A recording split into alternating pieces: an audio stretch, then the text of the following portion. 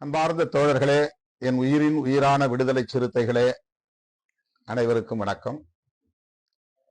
மேலும் ஒரு அறிவிப்பை செய்யவே மீண்டும் இணைப்புக்கு வந்திருக்கிறேன். கட்சியின் மறுசீரமைப்பு நடவடிக்கைகளை நாம் விரைவுபடுத்தியாக வேண்டும்.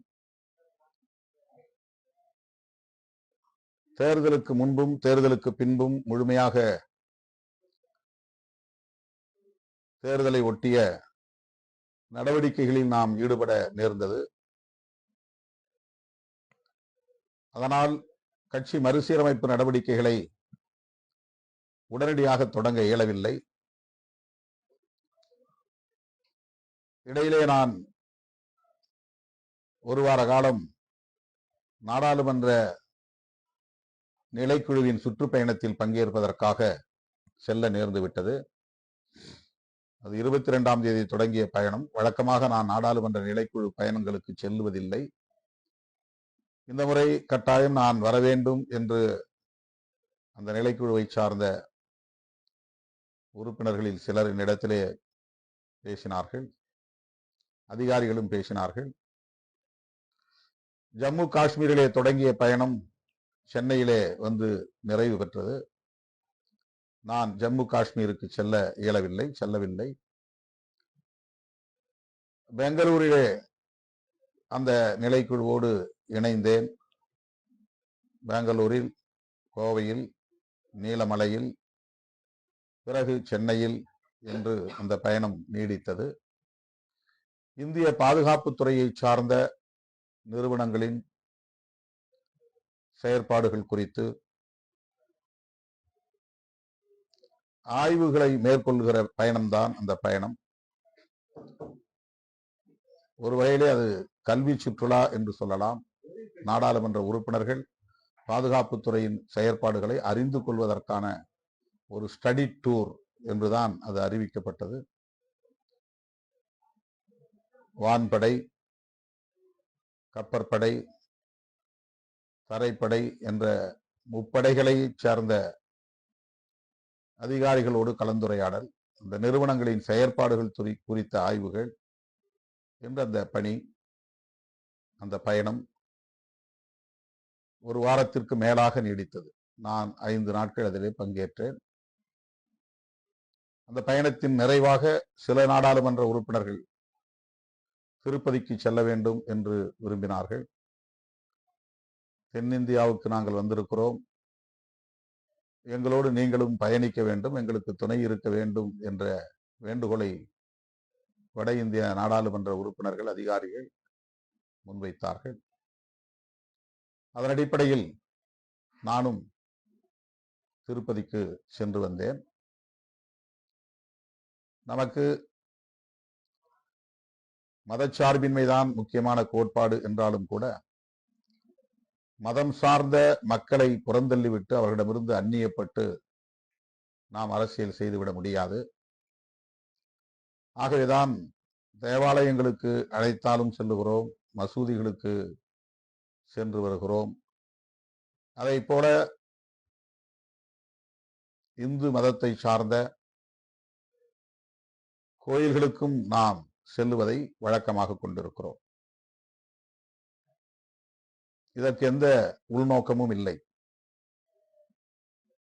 இது போன்ற இடங்களுக்கு அரசியல் கட்சி தலைவர் என்கிற முறையில்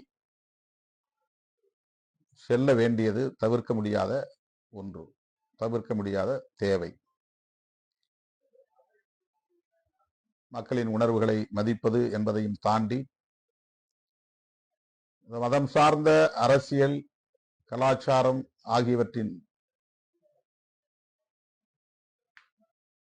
பின்னணிகளை அறிந்து கொள்வதும் அது தொடர்பான மக்களின் உணர்வுகளை புரிந்து கொள்வதும் ஒரு வகையான கற்றல் தான், கற்றுக்கொள்ளுகிற ஒரு நடைமுறை. ஆகவே அரசியல் தலைவர்களாக இருக்கிற யாரும் மதம் சார்ந்த நடவடிக்கைகளை புறந்தள்ளிவிடக் கூடாது, புறந்தள்ளிவிட முடியாது.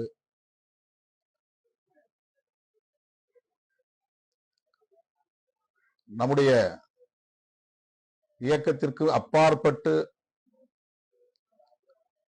கட்சி சார்பற்ற பலரும் இது போன்ற நிகழ்வுகளுக்கு அழைக்கிற போது நாம் அதை தவிர்ப்பதில்லை. கடந்த காலங்களிலும் அதனை பின்பற்றி வருகிறோம், இப்போதும் அதை தொடர்ந்து பின்பற்றி வருகிறோம் என்பதை நீங்கள் நன்கு அறிவீர்கள். நம்முடைய இயக்கத்தின் முன்னணி தோழர்களுக்கு இதை தெளிவுபடுத்த வேண்டியது என்னுடைய கடமை. சில தோழர்களின் இடத்திலே அது குறித்து கேள்விகளை எழுப்பினார்கள், ஐயத்தை முன்வைத்தார்கள். என்னை ஈன்ற தாயும் கூட கடவுள் நம்பிக்கை உள்ளவர்தான். கோவில் கோவிலாக சென்று வழிபாடு செய்யக்கூடியவர்தான். அவர் சனாதனி அல்ல. சனாதனம் என்பது வேறு, கடவுள் நம்பிக்கை, கடவுள் வழிபாடு என்பது வேறு. பிறப்பின் அடிப்படையில் உயர்வு தாழ்வு என்கிற ஒரு கருத்தியலை நியாயப்படுத்துகிற கோட்பாடாக, சமத்துவமற்ற சமூக கட்டமைப்பை உறுதிப்படுத்துகிற ஒரு கோட்பாடாக சனாதனத்தை நாம் பார்க்கிறோம். அதுதான் பெரியாரின் பார்வை, அதுதான் புரட்சியாளர் அம்பேத்கரின் பார்வை. ஆகவே எந்த மதம் பிறப்பின் அடிப்படையில் உயர்வு தாழ்வை உயர்த்தி பிடிக்கிறதோ, நியாயப்படுத்துகிறதோ, உறுதிப்படுத்துகிறதோ, கடைபிடிக்கிறதோ, அந்த மதத்தை நாம் கேள்விக்குள்ளாக்குவதை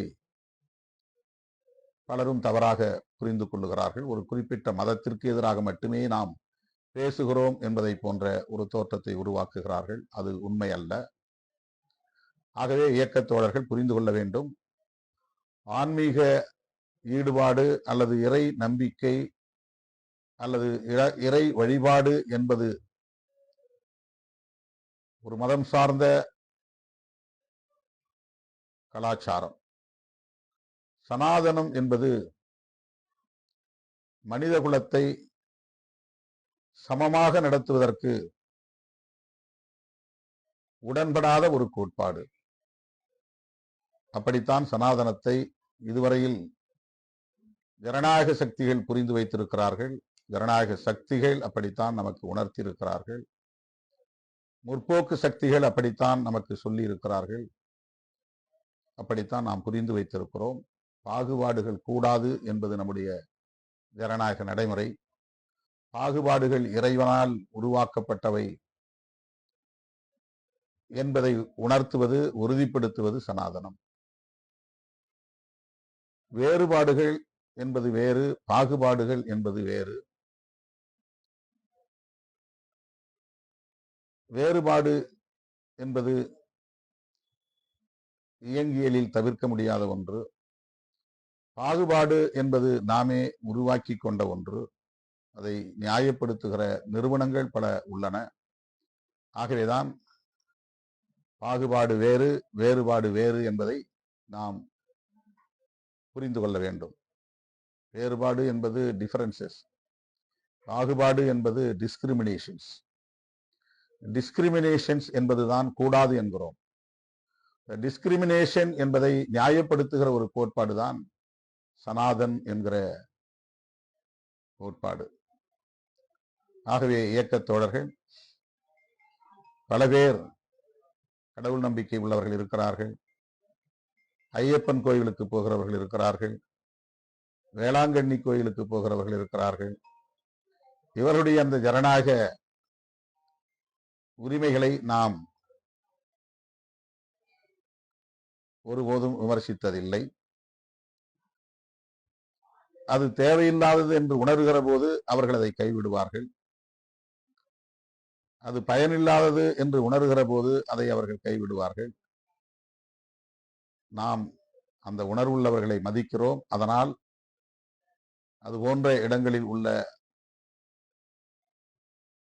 கலாச்சார நடவடிக்கைகளை கற்றுக்கொள்ள வேண்டும் என்கிற புரிதலோடு அத்தகைய வழிபாட்டு தலங்களுக்கு செல்லுவதை ஒரு கடமையாக கருதுகிறோம். இதனை தோழர்கள் உணர்ந்து கொள்ள வேண்டும், புரிந்து கொள்ள வேண்டும். இது ஒரு செய்தி. இரண்டாவது, கட்சியின் மறுசீரமைப்பு பணிகளை நான் மேற்கொள்ள வேண்டுமானால் நான் ஒரு வார காலமாவது தனிமையில் இருக்க வேண்டும். ஒரு நாளைக்கு 1000 பேருக்கு மேல் தோழர்கள் வந்து குவிந்து கொண்டே இருக்கிறார்கள். இது வாடிக்கையாக 365 நாளும், ஒரு ஆண்டில் 365 நாளும் இருக்கிற ஒரு நெருக்கடியாக இருக்கிறது. வேறு எந்த வேலையிலும் என்னால் கவனம் செலுத்த முடியாது என்கிற அளவுக்கு காலை 6 மணியிலிருந்து நள்ளிரவு 1 மணி வரையிலும் என்னை சூழ்ந்து இயக்க தோழர்களும் பொதுமக்களும் வேறு பணிகளை செய்ய விடாத அளவுக்கு நெருக்கடியை தருகிறார்கள் என்பதை நான் பலமுறை சுட்டிக்காட்டியிருக்கிறேன். இப்போதும் கூட நான் அந்த நிலைக்குழு பயணத்தை முடித்துக் கொண்டு திரும்பிய 2 நாட்களாகவும் 1 மணி நேரம் கூட தனிமை இல்லாமல் செயல்பட்டுக் கொண்டிருக்கிறேன்.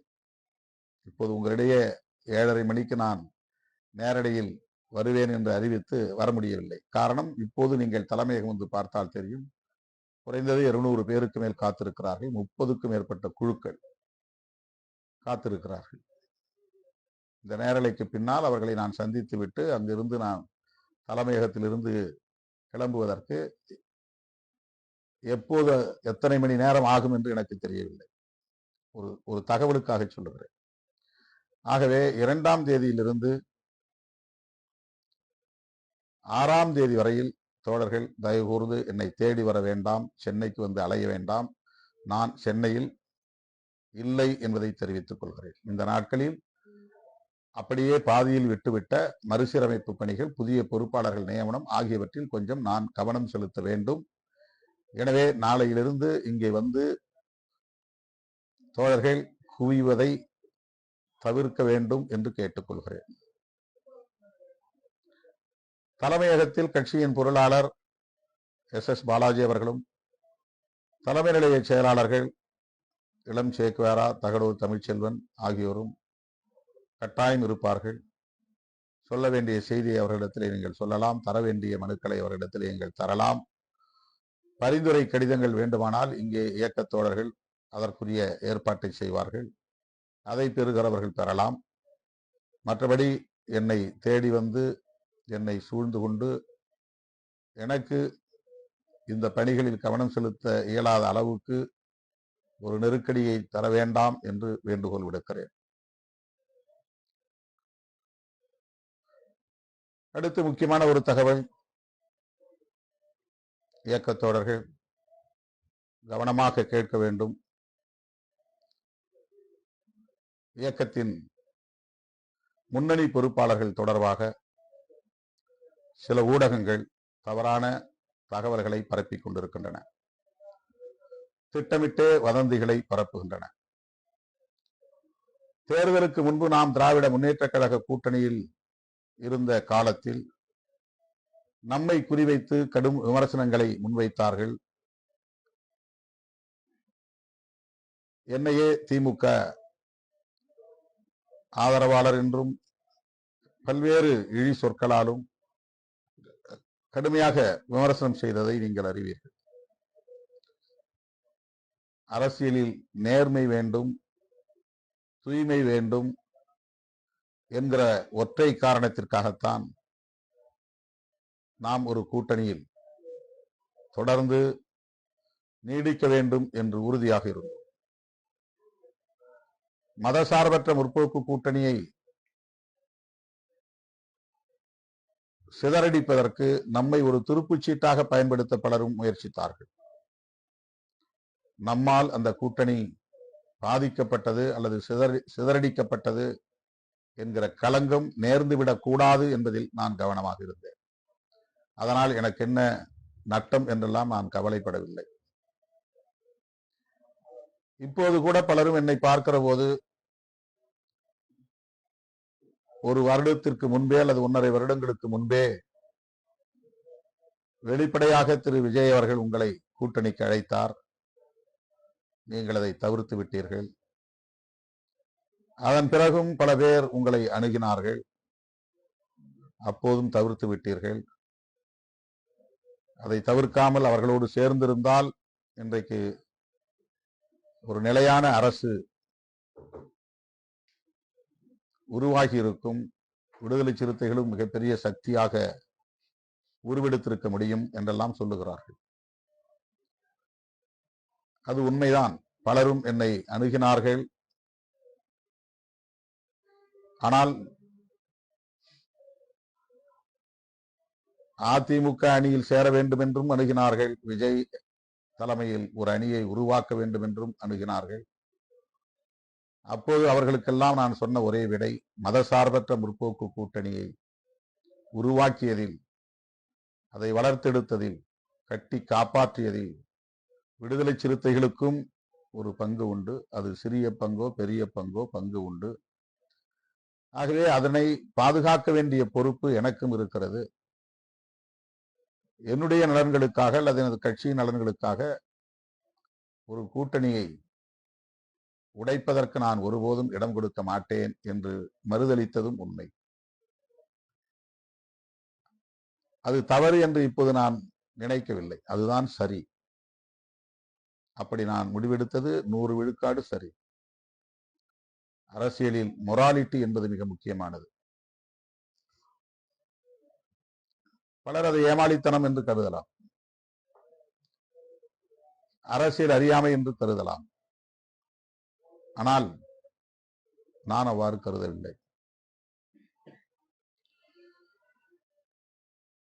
தேர்தலுக்கு பின்னர் இந்த கூட்டணி கட்டுக்கோப்பாக இல்லை, சிதறிவிட்டது. அதற்கு உண்மையான காரணங்களை கண்டறிவதற்கு முயற்சிக்காமல் கடைசி நேரத்தில் நாம் எடுத்த முடிவை மட்டுமே மிக கடுமையாக விமர்சித்துக் கொண்டிருக்கிறார்கள். அந்த விமர்சனங்களை நான் பொருட்படுத்தவில்லை என்றாலும் கூட அது இயக்க தோழர்களிடையே பெரும் தாக்கத்தை ஏற்படுத்தி வருகிறது என்பதை மறுத்துவிட முடியாது. திருமாவளவனுக்காக வக்காலத்து வாங்கி பேசுவதற்கு ஊடகங்களில் யாரும் இல்லை. பதவி ஆசை பிடித்தவராக இருந்திருந்தால் முதலில் சட்டமன்ற உறுப்பினரானவர் 2 ஆண்டுகளில் அந்த பதவியை துறந்திருப்பாரா? பதவி ஆசை இருந்திருந்தால் அவர் அப்படி பதவியை ராஜினாமா செய்திருப்பாரா என்று எனக்காக வாதாட இங்கு யாரும் இல்லை. பதவி ஆசை இருந்திருந்தால் பாஜக அமைச்சரவையில் கூட இடம்பெற முடியும் என்கிற ஒரு வாய்ப்பு இருந்த நிலையில் அல்லது அழைப்பு வந்த நிலையில் அதனை திருமாவளவன் தவிர்த்திருப்பாரா? அதை பயன்படுத்தி இருக்க மாட்டாரா? இந்திய ஒன்றிய அரசில் அமைச்சரவையில் அவர் இடம்பெற்றிருக்க மாட்டாரா? அவருக்கு அந்த எண்ணம் இல்லை. அதனால்தான் கொள்கை பிடிப்பில் உறுதியாக நின்றார். அந்த வாய்ப்புகளை அவர் உதறினார், தவிர்த்தார் என்று எனக்காக வாதாட இங்கு யாரும் இல்லை. அதே போல அதிமுக அணியிலே சேர்ந்தால் இத்தனை இடங்கள் பெற முடியும், அல்லது விஜய் அணியிலே சேர்ந்தால் துணை முதலமைச்சராக கூட முடியும் என்று இடைப்பட்ட காலங்களில் என்னை அணுகியவர்கள் ஏராளம்.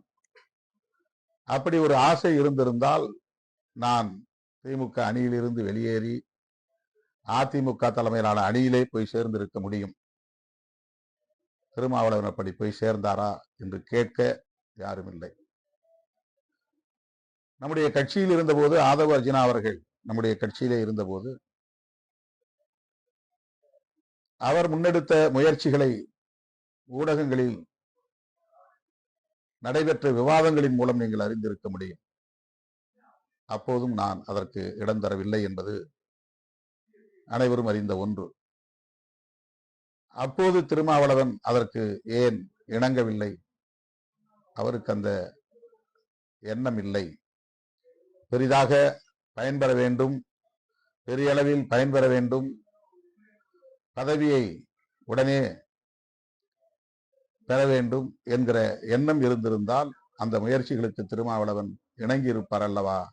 அவ்வாறு அவர் இணங்கவில்லை என்று எனக்காக வாதாட இங்கே யாரும் இல்லை.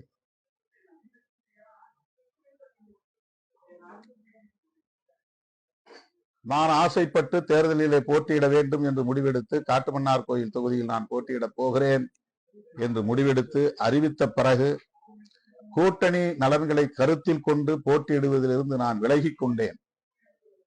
பதவி ஆசை இருந்திருந்தால் அப்படி ஒரு முடிவை திருமாவளவன் எடுப்பாரா? தன் ஆசையை விட, தன்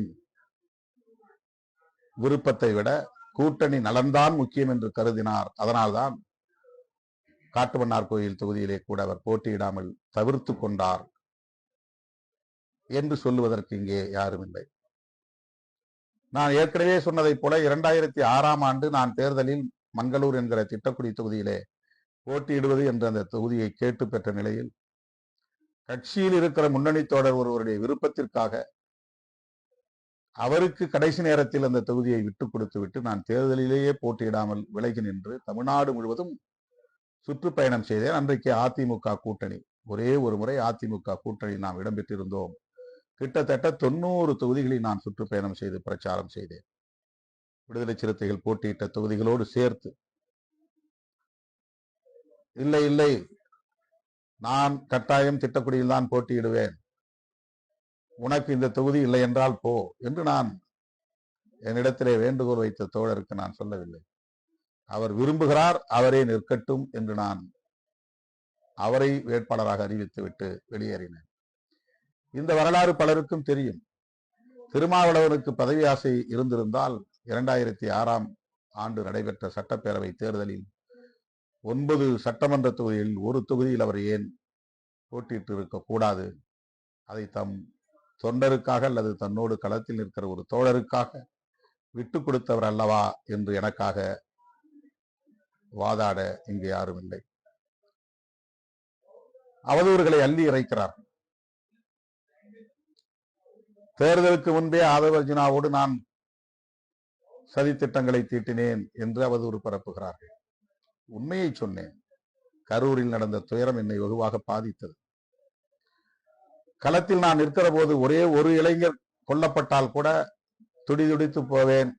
எல்லா வேலைகளையும் விட்டுவிட்டு உடனடியாக அந்த இடத்திற்கு சென்று பாதிக்கப்பட்ட மக்களை சந்தித்து அவர்களின் கண்ணீரை துடைத்து விட்டு அவர்களோடு சேர்ந்து நானும் கண்ணீர் சிந்தி அவர்களுக்கு ஆறுதல் சொல்லி இருக்கிறேன். இதுதான் என்னுடைய கடந்த கால 37 ஆண்டு கால வரலாறு.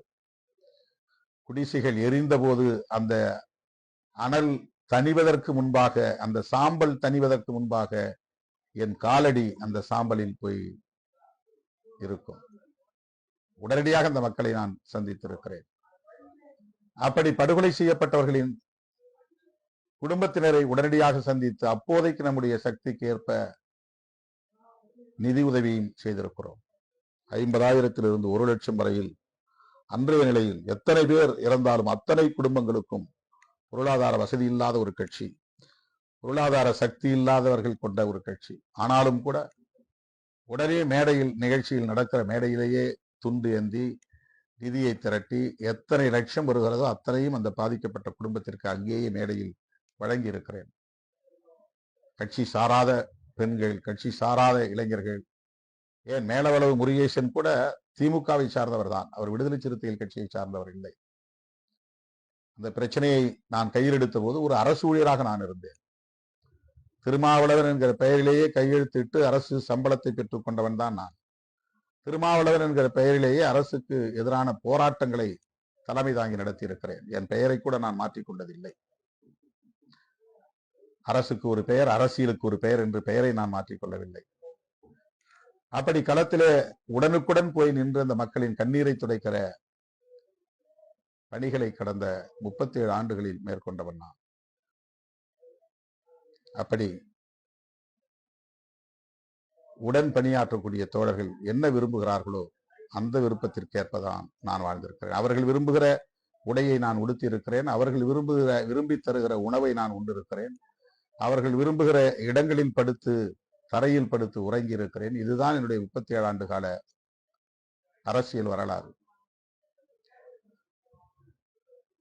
ஆக எத்தனையோ வாய்ப்புகள் தேர்தலில் போட்டியிடுவதற்கு, பதவியை பெறுவதற்கு, பதவியில் நீடிப்பதற்கு, எல்லாவற்றையும் தவிர்த்து விட்டுத்தான் இந்த களத்தில் மக்களோடு நான் இருக்கிறேன், உங்களோடு நான் இருக்கிறேன். தேர்தலுக்கு பின்னர் என்னவெல்லாம் பேசப்பட்டது என்பதை நீங்கள் அறிவீர்கள். ஒருபுறம் துணை முதலமைச்சர், இன்னொரு புறம் முதலமைச்சர் என்றெல்லாம் பேச்சுகள் அடிபட்டன. எதற்கும் நான் அசைந்து கொடுக்கவில்லை அல்லது மயங்கவில்லை. ஒரு நாள் இடைவெளியை பெரிய அளவில் பூதாகரப்படுத்துகிறார்கள். 8ஆம் தேதி மாலை 4 மணிக்கு இடதுசாரிகள் அறிவிப்பு செய்கிறார்கள். 9ஆம் தேதி மாலை 4 மணிக்கு நாம் ஆதரவு கடிதத்தை கொடுத்து விட்டோம். நம்முடைய கட்சிக்கென்று ஒரு வரைமுறை இருக்கிறது. பொறுப்பாளர்களோடு கலந்து பேச வேண்டிய தேவை இருக்கிறது. அதற்காக எடுத்துக்கொண்ட கால அவகாசத்தை கூட பேரம் பேசுவதற்காக திருமாவளவன் தாமதப்படுத்துகிறான், தான் பதவிக்கு வர வேண்டும் என்பதற்காக பேரம் பேசுகிறான் என்றெல்லாம் அவதூறுகளை அள்ளி இறைத்தார்கள் அறிவுஜீவிகள். 4 சுவருக்குள்ளே இருந்து கொண்டு அரசியலை கற்றுக்கொள்ளுகிறவர்கள், களத்திற்கு போகாதவர்கள், கனலும் அனலும் தெரிக்கிற களத்திலே அடியெடுத்து வைக்காதவர்கள், 1 கிலோமீட்டர் பயணம் செய்ய முடியாது என்கிற அளவுக்கு சாதி வெறியர்களும் மத வெறியர்களும் எவ்வளவு நெருக்கடிகளை தந்திருக்கிறார்கள் என்பதை என்னோடு களத்தில் நின்றவர்கள் அறிந்திருப்பார்கள். தோழர்களே, இந்த அவதூறுகள் ஒரு கட்டத்திற்கு மேலே வந்து இன்றைக்கு ஏதோ திருமாவளவன் தடுமாறுகிறார், திருமாவளவன் திணறுகிறார் என்று இந்த தலைமையை பலவீனப்படுத்த முயற்சிக்கிறார்கள். இவ்வாறு பேசுகிறவர்கள் தான் தடுமாறுகிறார்களே தவிர திருமாவளவன் தடுமாறவில்லை, நிதானம் இழக்கவில்லை. அவர்கள் அவசரப்படுவது போல் நான் ஒன்றும் அவசரப்பட வேண்டிய தேவையில்லை. அவர்கள் விரும்புவதை போல் உடனடியாக நான் முடிவெடுக்க வேண்டும் என்கிற கட்டாயம் இல்லை. கட்சியை உருவாக்கி கட்சியை 35 ஆண்டு காலம் நடத்துகிற ஒருவனுக்கு எப்போது முடிவெடுக்க வேண்டும், எப்படி முடிவெடுக்க வேண்டும் என்பது தெரியாமல் இருக்காது. நமக்கு அறிவுரை சொல்லுகிறார்கள். தேர்தலுக்கு முன்பே ஆதவ அர்ஜுனாவோடு சதி செய்தோம் என்று. இதுவெல்லாம் அப்பட்டமான அவதூறு. கரூர் துயரம் என்னால் தாங்க முடியவில்லை என்பதனால் மனிதநேய அடிப்படையில் என்ன நடந்தது என்பதை அறிந்து கொள்வதற்காக என்னுடைய உதவியாளரை ஆதவ அர்ஜுனாவோடு தொடர்பு கொள்ள சொன்னேன். 1 நிமிடம் பேசியிருப்பேன். என்ன நடந்தது என்று விசாரித்தேன். இது ஒரு விபத்து, அப்படித்தான் இதை நீங்கள் பார்க்க வேண்டும், இதை அரசியலாக்க வேண்டாம், தைரியமாக இருங்கள் என்று மட்டும்தான், விஜயிடம் சொல்லுங்கள் என்று மட்டும்தான் சொன்னேன். அதற்கு முன்போ அதற்கு பின்போ அவரோடு மட்டுமல்ல, அந்த இயக்கத்தில் யாரோடும் நமக்கு எந்த தொடர்பும் இல்லை. நான் பேசிய அளவுக்கு கூட திமுகவோ அதிமுகவோ தமிழக வெற்றி கழகத்தை விமர்சித்து பேசவில்லை. நான் பேசிய அளவுக்கு கூட தமிழக வெற்றி கழகத்தின் தலைவர் விஜய் அவர்களை சிறுபான்மையினரின் வாக்குகளை இவர் குறிவைக்கிறார், அதை பிளவுபடுத்த பார்க்கிறார், அதனால் மதசார்பற்ற முற்போக்கு கூட்டணியின் வெற்றிக்கு அவர் இடையூறாக இருக்கிறார் என்று விமர்சித்தவன் நான். இதனை சுட்டிக்காட்டி பாராட்டுவதற்கோ வாழ்த்துவதற்கோ இங்கு யாருக்கும் மனம் இல்லை. எனக்கு பதவி ஆசைதான் முக்கியம் என்று இருந்திருந்தால் நான் திமுக கூட்டணியில் தான் தேர்தலை சந்தித்தேன். நாங்கள் 2 தொகுதிகளில் வெற்றி பெற்றிருக்கிறோம் என்றால் அது திமுக கூட்டணியின் வெற்றி தான். விடுதலை சிறுத்தைகளின் வெற்றியாக இருந்தாலும் அது திமுக கூட்டணியின் வெற்றி தான். அந்த அடிப்படையில் பார்த்தால் நான் திமுக கூட்டணியிலேயே நீடிப்பேன் என்று என்னால் முடிவெடுத்திருக்க முடியும். ஆதரவு தர வேண்டிய அவசியம் இல்லை என்ற முடிவை கூட என்னால் எடுத்திருக்க முடியும். ஆனால் அறம் சார்ந்து சிந்தித்த காரணத்தினால் இங்கே மீண்டும் ஒரு தேர்தல் வந்துவிடக் கூடாது, ஆளுநர் மூலமாக இங்கே குடியரசுத் தலைவர் ஆட்சி வந்துவிடக் கூடாது, 2 இடங்கள் பற்றாக்குறையினால் திரு விஜய் அவர்கள் ஆட்சி அமைக்க முடியாத நிலை ஏற்பட்டு விடக்கூடாது என்கிற ஒரே காரணத்திற்காக ஆட்சி அமைப்பதற்கு மட்டும் ஆதரவு தருகிறோம் என்று ஆதரவு தந்தோம். அதுவும் கூட்டணியின் தலைவருக்கு இந்த தகவலை தெரிவித்து அவருடைய இசைவை பெற்றுத்தான் இந்த ஆதரவை நாம் நல்கிறோம். ஆதரவை நல்கிய பிறகும் 10 நாட்களுக்கு ஒரு விவாதம் தொடர்ந்து நடந்தது. ஏன் விடுதலை சிறுத்தைகள் கட்சி கம்யூனிஸ்டுகளைப் போல வெளியே இருந்து ஆதரவு தர வேண்டும்? இது எளியவர்களுக்கான கட்சி, விளிம்புநிலை மக்களுக்கான கட்சி, அதிகார தேடலுக்கான ஒரு கட்சி. எப்போதாவது கிடைக்கிற இந்த வாய்ப்பை ஏன் அவர்கள் பயன்படுத்திக் கொள்ளக்கூடாது என்று விமர்சனங்கள் வந்தன. ஏன் இடதுசாரி கட்சி தலைவர்களே, தோழர் வீரபாண்டியன், தோழர் சண்முகம் போன்றவர்களை கூட விடுதலை சிறுத்தைகள் கட்சி அமைச்சரவையிலே இடம்பெறுவது ஏற்புடையதுதான், அவர்கள் இடம்பெறுவதிலே எங்களுக்கு மகிழ்ச்சி தான் என்று வெளிப்படையாக சொன்னார்கள். அதன் பின்னர் தான் நான் ஒரு முடிவுக்கு வந்தேன். முக்கியமான ஒரு காரணத்தால். என்ன காரணம் என்றால், அமைச்சரவையில் இடம்பெறுவது என்ற முடிவெடுத்தால் அந்த வாய்ப்பு இப்போது வெற்றி பெற்றிருக்கிற 2 பேரில் மூத்த பொறுப்பாளராக இருக்கிற வன்னியரசுக்கு கிடைக்கிற வாய்ப்பு. அமைச்சரவையில் இடம்பெறவில்லை என்ற நிலைப்பாட்டை நாம் எடுத்தால் அவருக்கு கிடைக்கிற வாய்ப்பை நாம் பறிக்கிறோம் என்கிற ஒரு குற்ற உணர்வு எனக்கு மேலெழுந்தது. அந்த வாய்ப்பை நாம் பறித்து விடக்கூடாது. நான் சட்டமன்ற உறுப்பினராக வெற்றி பெறவில்லை என்றாலும் கூட அமைச்சரவையிலே சேர முடியும். தாவேக தரப்பிலிருந்தும் அவ்வாறு அழைப்பு விடுக்கப்பட்டது. நம்முடைய கட்சியின் முன்னணி தோழர்களும் அதை வலியுறுத்தினார்கள். நல்ல பொறுப்பை எடுத்துக்கொள்ள முடியும். அதன் பிறகு திருச்சி கிழக்கில் கூட நீங்கள் போட்டியிட முடியும் என்றெல்லாம் கருத்துக்கள் சொல்லப்பட்டன. பதவி ஆசை இருந்திருந்தால் உடனடியாக அதற்கு நான் இசை தந்திருக்க முடியும், இணங்கி இருக்க முடியும். தொடக்கத்திலிருந்து நான் சொன்னேன், கட்சியே அமைச்சரவையில் இடம்பெறாது என்ற முடிவெடுத்த நிலையில் பிறகு இடம்பெறுவது என்று வந்தால் நான் அதற்கு இணங்க மாட்டேன் என்பதை உறுதிபட சொன்னேன். இப்போதும் பல பேர் திருச்சி கிழக்கிலே திருமாவளவன் போட்டியா என்றெல்லாம் பேசிக் கொண்டிருக்கிறார்கள். 100 விழுக்காடு நான் சொல்லுகிறேன், நான் எந்த இடைத்தேர்தலிலும் போட்டியிட மாட்டேன். அதற்கான வாய்ப்பில்லை. அதனை நான் ஏற்கனவே திரு விஜய், தமிழகத்தின் முதலமைச்சர் திரு விஜய் அவர்களிடத்திலே தெளிவுபடுத்தி விட்டேன். ஆக அதிலே எனக்கு உடன்பாடு கிடையாது. அமைச்சராக வேண்டும் என்ற ஆசை இல்லை.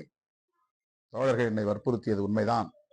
முன்னணி தோழர்கள் என்னிடத்திலே சொன்னது உண்மைதான். எனக்காக திரு விஜய் அவர்களிடத்திலே பேசியது உண்மைதான். ஆனால் அதற்கு நான் உடன்படவில்லை.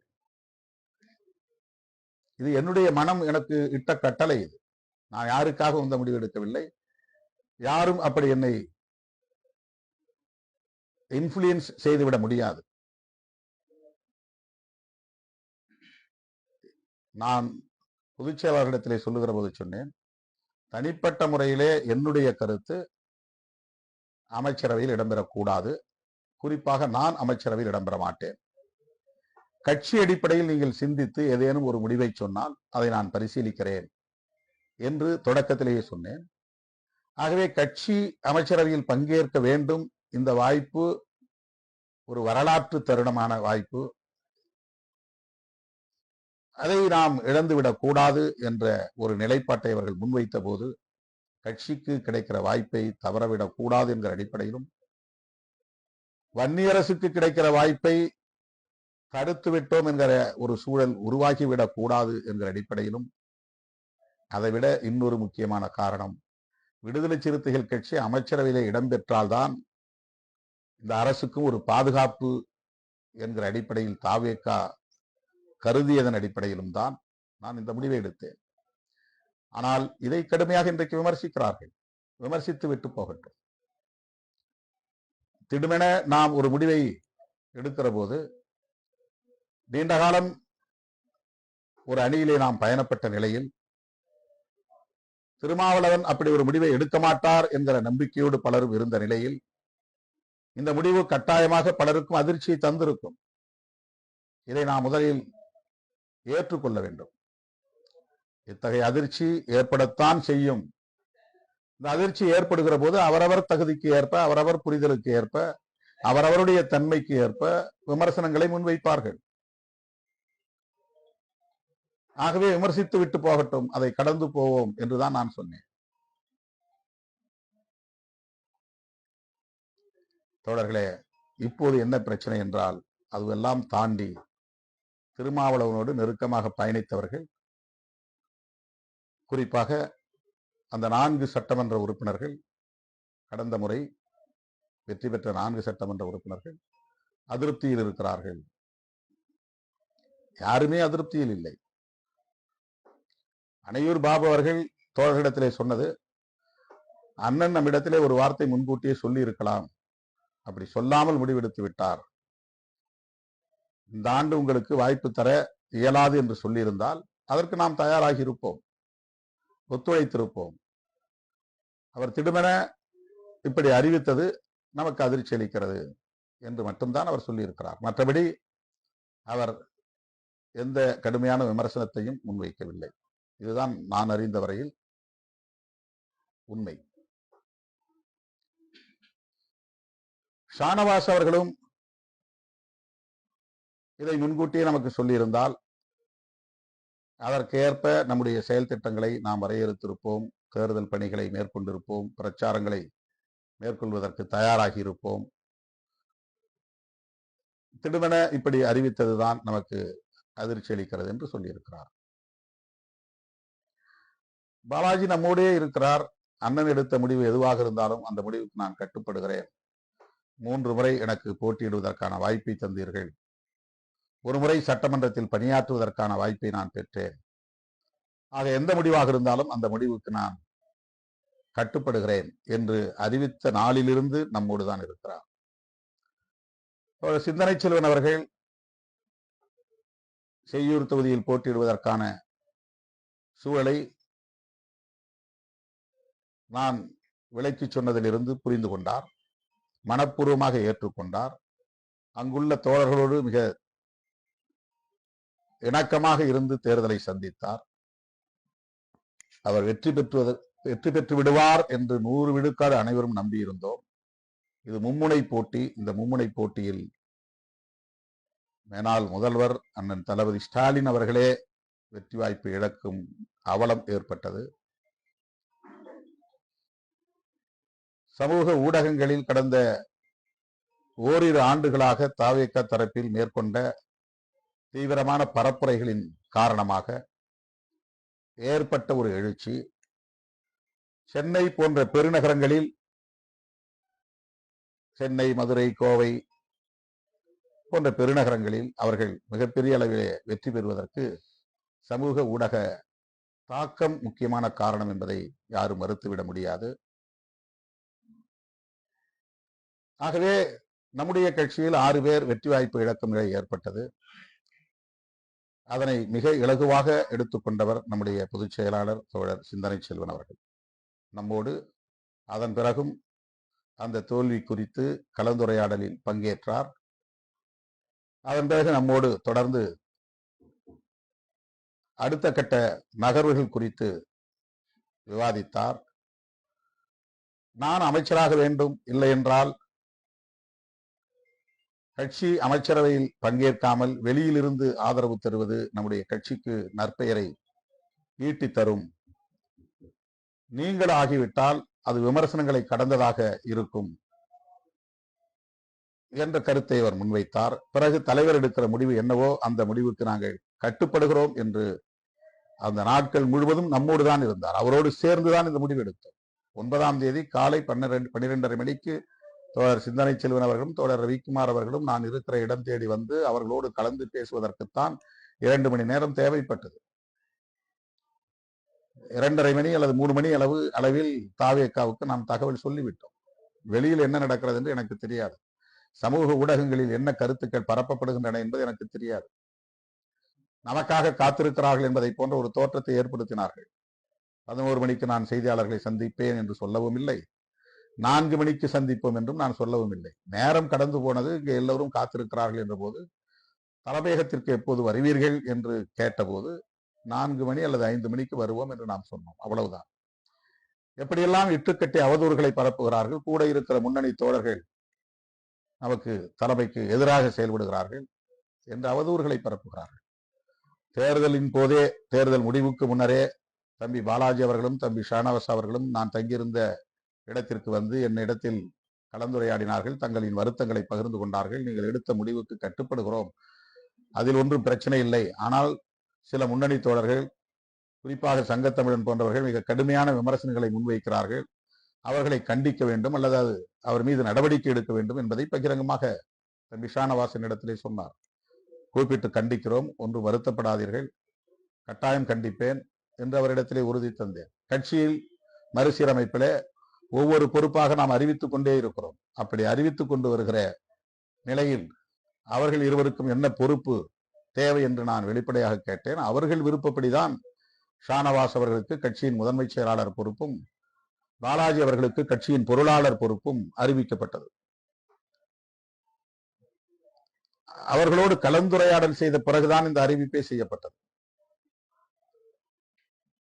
அதன் பிறகு ஷானவாஸ் அவர்கள் பல தொகுதிகளுக்கு சென்று தேர்தல் பிரச்சாரத்தை மேற்கொண்டதும் உங்களுக்கு தெரியும். தேர்தலுக்கு முன்பு, வாக்குப்பதிவுக்கு முன்பு என்னை பார்த்த பிறகு, இந்த பேச்செல்லாம் நடந்த பிறகு அவர் தேர்தல் பரப்புரைக்கு சென்றார். எல்லா இடங்களிலும் பிரச்சாரம் செய்தார். ஒரே வருத்தம், கட்சியில் முன்னணி தோழர்கள், குறிப்பாக இந்த 4 சட்டமன்ற உறுப்பினர்கள் மீது மிக கடுமையான விமர்சனங்களை கட்சியில் இருக்கிற தோழர்களை முன்வைக்கிறார்களே என்று கேட்டபோது அந்த வீடியோக்களை நான் பார்த்ததில்லை, அதற்கு எனக்கு நேரம் கிட்டியதில்லை. இப்போதுதான் நீங்கள் அதை பற்றி தீவிரமாக என்னிடத்திலே சொல்லி இருக்கிறீர்கள். நான் கட்டாயம் அவரை கூப்பிட்டு கண்டிக்கிறேன் என்று சொன்னேன். 8ஆம் தேதி இரவு நடந்த ஆன்லைன் கூட்டத்திலேயே அவரை, சங்கத்தமிழன் பெயரை சொல்லி அவரை கண்டித்து நான் பேசினேன். இப்படி பேசக்கூடாது, எந்த விமர்சனமாக இருந்தாலும் என்னிடத்தில் தான் நீங்கள் சொல்ல வேண்டும், இனி அவ்வாறு பேசக்கூடாது என்று அதிலே சுட்டி காட்டியிருக்கிறேன். அதன் பிறகு தனிப்பட்ட முறையிலே பல முறை அவரிடத்திலே நான் பேசியிருக்கிறேன். கட்சிக்கு எதிராக, தலைமைக்கு எதிராக எந்த கருத்தையும் பொதுவெளியில், சமூக ஊடகங்களில் பதிவு செய்யக்கூடாது என்கிற கருத்தை அவருக்கு எடுத்து சொல்லி இருக்கிறேன். இதெல்லாம் எல்லா கட்சிகளிலும் இருக்கிற நிலைதான். ஆனால் ஒரு பத்திரிகை, ஒரு வார இதழ் தொடர்ந்து தேர்தலுக்கு முன்பும், தேர்தல் முடிந்த பின்பும், தேர்தல் முடிவுக்கு பிறகும், இப்போதும் திரும்ப திரும்ப ஒரு அட்டைப்பட கட்டுரை எழுதி கொண்டிருக்கிறார்கள். எப்படி சமூக ஊடகங்களில் திருமாவளவன் மாற்றி பேசுகிறார், தடுமாறி பேசுகிறார், இதுவெல்லாம் அப்பட்டமான அவதூறு. மாற்றி பேச வேண்டிய தேவையில்லை, நம்ம தடுமாற வேண்டிய அவசியம் இல்லை. தலைமையை பலவீனப்படுத்துகிற உத்தி. தமிழ்நாட்டு அரசியலில் தவிர்க்க முடியாத ஒரு அரசியல் சக்தியாக விடுதலை சிறுத்தைகள் கட்சி எழுச்சி பெற்றிருக்கிறது. இன்றைக்கு ஆட்சியை தீர்மானிக்கக்கூடிய ஒரு வலிமையை பெற்றிருக்கிறது. உண்மையோ பொய்யோ திருமாவளவன் முதலமைச்சர் கேண்டிடேட் என்று சொல்லக்கூடிய அளவுக்கான ஒரு விவாதம் நடந்திருக்கிறது. விடுதலை சிறுத்தைகள் கட்சி தாவேக அமைச்சரவையில் இடம்பெறுவது அவசியமானது என்கிற ஒரு கட்டாய சூழல் ஏற்பட்டிருக்கிறது. இதெல்லாம் பொறுத்து கொள்ள முடியாத, தாங்கிக் கொள்ள முடியாத, சகித்துக் கொள்ள முடியாத வயிற்றெரிச்சல் கொண்ட கும்பல் நமக்கு எதிரான அவதூறுகளை பரப்புவது போல் அந்த இதழும் தொடர்ந்து நமக்கு எதிரான அவதூறுகளை பரப்புகிறார்கள். தோழர் சிந்தனை செல்வன், கட்சியின் மூத்த பொறுப்பாளர், நீண்ட காலமாக நம்மோடு பயணிக்கக்கூடியவர், இந்த இயக்கத்தை வழிநடத்தி வரக்கூடிய முன்னணி தலைவர்களுள் ஒருவர், சட்டமன்ற உறுப்பினர்களாக கடந்த 5 ஆண்டு காலம் இந்த கட்சிக்கு நற்பெயரை ஈட்டி தந்த தோழர்கள் பனையூர் பாபு, எஸ் பாலாஜி, ஷானவாஸ், கட்சி சார்பற்ற எல்லோராலும் பாராட்டப்படக்கூடிய அளவுக்கான பங்களிப்பை சட்டமன்றத்திலே செய்தவர்கள். அதை பலமுறை நான் மேடைகளில் சொல்லி இருக்கிறேன், இது பொய் அல்ல. செய்யூர் தொகுதியிலே பிரச்சாரத்தின் போதே கூட பனையூர் பாபு அவர்களின் செயற்பாடுகளை நான் பாராட்டி பேசியிருக்கிறேன். இமானுவேல் பெயரில் மணிமண்டபம் அமைவதற்கு அவருடைய உரை முக்கியமான ஒரு காரணம். அவருக்கு நான் சட்டமன்றங்களில் பேசுகிற போதெல்லாம் ஆதி திராவிட நலத்துறையை சார்ந்த பிரச்சனைகளுக்கு முக்கியத்துவம் கொடுத்து நீங்கள் பேசுங்கள், ஒடுக்கப்பட்ட மக்களுடைய பிரச்சனைகளை அதிகம் பேசுங்கள் என்று அவருக்கு நான் வழிகாட்டி இருக்கிறேன். அப்படி எல்லோரும் தேர்தலுக்கு முன்பும் சரி, தேர்தலுக்கு பின்பும் சரி, தலைமைக்கு ஒத்துழைத்திருக்கிறார்கள் என்பதுதான் உண்மை. நாள்தோறும் தலைமையகம் வந்து பணியாற்றி கொண்டிருப்பவர் நம்முடைய எஸ் பாலாஜி அவர்கள். வன்னியரசுக்கு அமைச்சர் பதவியை பெற்ற போது அவர் பதவியேற்கிற அன்றைக்கு 5 நிமிடம் தாமதமாக வந்ததால் ஆளூர் ஷானவாஸ் அவர்களால் ஆளுநர் மாளிகைக்குள் வர முடியாமல் போய்விட்டது. அந்த பதவியேற்பு விழாவில் பங்கேற்பதற்காக முதல் நாள் இரவு வரையில் நம்மோடு இருந்தார். வருவதற்கு ஆசைப்பட்டார், வந்தார். ஆளுநர் மாளிகையின் வாசல் வரையில் வந்த நிலையில் அவரிடத்தில் இந்த அழைப்பிதழ் நம்மால் சேர்க்க முடியாமல் போய்விட்டது. ஆகவே அவரால் உள்ளே நுழைய முடியவில்லை. ஆனால் இந்த ஊடகங்களும் விவாதங்களில் பங்கேற்கிற அரசியல் அறிவுஜீவிகளும் இன்னும் விடுதலை சிறுத்தைகளையே குறிவைத்து, திருமாவளவனையே குறிவைத்து அப்பட்டமான அவதூறுகளை பரப்பிக் கொண்டிருக்கிறார்கள். என் உயிரின் உயிரான விடுதலை சிறுத்தைகளே, இந்த இயக்கம் வெறும் பதவி பவிசுக்காக உருவான இயக்கம் இல்லை. அமைப்பாய் திரள்வோம், அங்கீகாரம் பெறுவோம், அதிகாரம் வெல்வோம் என்கிற முழக்கத்தை நாம் தேர்தல் அரசியலுக்கு வந்த பிறகு முன்வைத்திருக்கிறோம் என்றாலும் கூட புரட்சிகரமான சமூக மாற்றத்திற்கு போராடுவோம் என்பதுதான் நம்முடைய இலக்கு. கொள்கை சார்ந்த ஒரு பேரியக்கமாக நம்முடைய இயக்கம் பரிணாமம் பெற்று வருகிறது. இதனை பொறுத்துக் கொள்ளாதவர்கள் நம் மீது அவதூறுகளை அள்ளி இறைக்கிறார்கள்.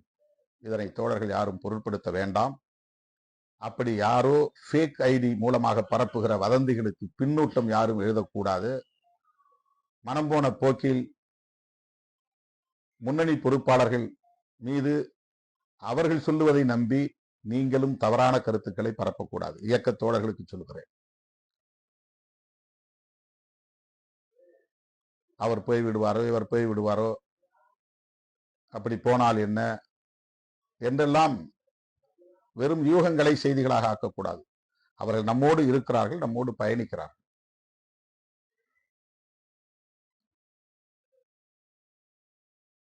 இந்த செய்தியை உங்களோடு பகிர்ந்து கொள்வதற்காகவே நான் மீண்டும் இந்த இணைப்புக்கு வந்தேன். நம்முடைய இயக்கம் நெடுந்தூரம் பயணப்பட வேண்டிய இயக்கம். தேர்தல் காலத்தில் ஏற்படக்கூடிய சலசலப்புகளால் நம்முடைய இயக்கம் ஒருபோதும் பலவீனமடைந்து விடாது. பிற அரசியல் இயக்கங்களில் இருந்து முற்றிலும் மாறுபட்ட ஒரு அரசியல் இயக்கம் விடுதலை சிறுத்தைகள் கட்சி. இதுதான் ஒரு மாபெரும் சக்தியாக வலிமை பெறும். தமிழகத்தில் ஒரு தனிப்பெரும் சக்தியாக நிமிர்ந்து நிற்கும். எனவே தேர்தல் முடிவுகளை ஒட்டி பரப்பப்படுகிற வதந்திகளை யாரும் பொருட்படுத்த வேண்டாம். அதன் அடிப்படையில் சமூக ஊடகங்களில் தேவையில்லாத விவாதங்களில் தோழர்கள் பங்கேற்க வேண்டாம். தான் தோன்றித்தனமாகவும் கருத்துக்களை பகிர்ந்து கொள்ள வேண்டாம். பரப்பப்படுகிற அவதூறுகளுக்கு எதிர்வினையாற்றுகிறோம் என்கிற பெயரில் தேவையற்ற சர்ச்சைகளுக்கு இடம் தர வேண்டாம் என்று கேட்டுக்கொள்கிறேன். தமிழ் தேசிய எழுச்சி மாநாட்டில் கவனம் செலுத்துவோம். அதற்கு முன்னதாக விருதுகள் வழங்கும் விழாவில் பங்கேற்று சிறப்பிக்க வேண்டும் என்று அழைப்பு விடுக்கிறேன். நன்றி, வணக்கம்.